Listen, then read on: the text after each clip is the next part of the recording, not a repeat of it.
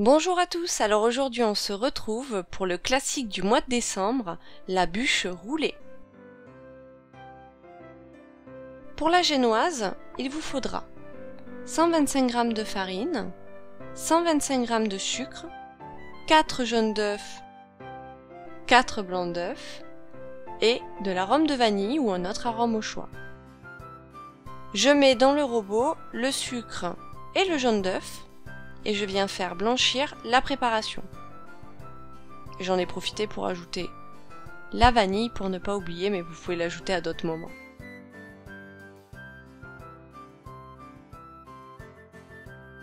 Dans un autre bol, toujours au batteur, je mets les 4 blancs d'œufs que je vais venir monter en blanc en neige. Personnellement, je mets toujours une petite pointe de sel pour être sûr que ça monte. Une fois que mes blancs sont bien montés, j'incorpore une première petite cuillère dans la préparation des œufs et du sucre afin de délayer un petit peu et que ce soit moins dur à travailler. Je vais incorporer les blancs d'œufs doucement comme lorsqu'on fait une mousse au chocolat, c'est-à-dire qu'on vient tourner autour du blanc d'œuf, on ne le casse pas, comme vous pouvez voir mon geste, on tourne autour du bol tout en tournant le bol et ça va se mélanger tout en douceur sans casser les blancs. Lorsque la pâte est bien homogène, on ajoute la farine doucement en 3 fois. Donc on fait toujours le même geste, on met la farine dessus et on vient tourner.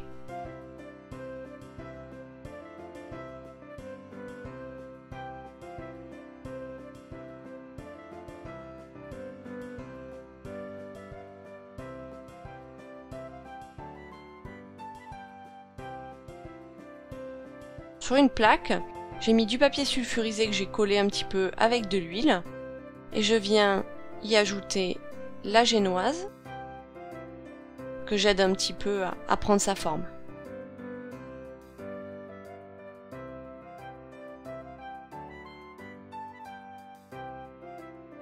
On va enfourner la génoise 10 minutes à 180 degrés. Une fois qu'elle est cuite, je prépare un torchon humide et je viens démouler la génoise dessus. Je vais réaliser le roulé à chaud dans le torchon humide, ce qui va faire que la génoise ne va pas casser.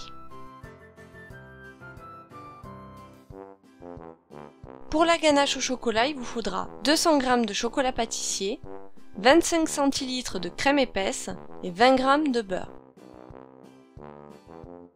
Je fais chauffer la crème et le beurre jusqu'à ébullition. Lorsque la crème est bien chaude, je viens la mettre sur le chocolat et j'attends 5 bonnes minutes. Une fois que j'ai attendu les 5 minutes, je viens mélanger la crème et le chocolat et ce sera tout fondu.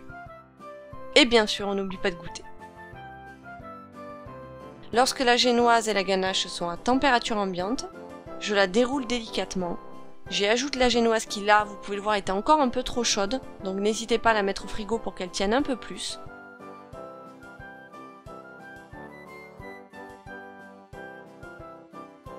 Je la dépose sur la génoise et je viens rerouler le gâteau directement.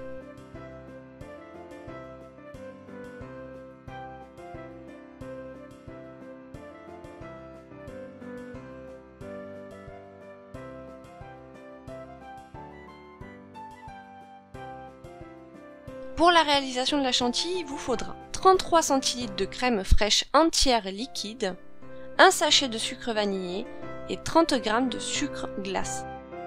On met la crème dans le batteur, il faut que tous les éléments soient à la même température, c'est-à-dire froid, autant le fouet, le bol que la crème.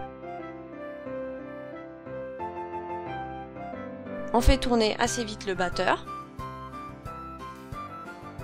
Je mets un petit peu de sucre glace au début et lorsque la crème a bien commencé à monter, j'ajoute la fin du sucre glace et le sucre vanille. Une fois que la crème est montée comme je le désire, J'ai préparé une poche à douille pendant qu'elle montait et je la mets à l'intérieur. J'ai pris une douille plate, mais avec des petites dents au milieu.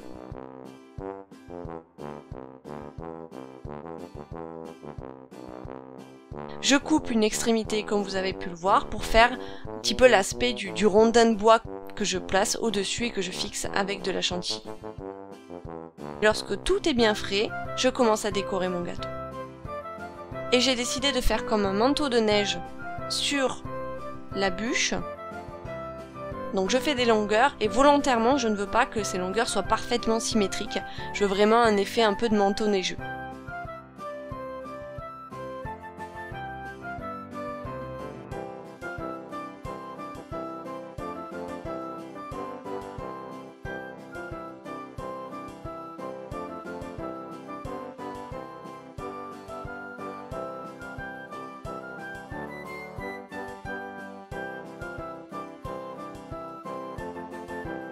Pour décorer, j'avais quelques flocons en sucre que j'ai décidé d'ajouter. J'avais également des petites paillettes bleues, je voulais vraiment la faire sur le thème bleu. Vous allez voir qu'ensuite je vais mettre des petites boules blanches et bleues également. Mais si vous n'avez pas tout cela, pas besoin forcément d'avoir un magasin à proximité, je vous conseille de râper du chocolat sur la chantilly et ça va faire vraiment un aspect copeaux de bois très joli. J'espère que cette recette vous aura plu et je vous dis à très bientôt pour une nouvelle vidéo.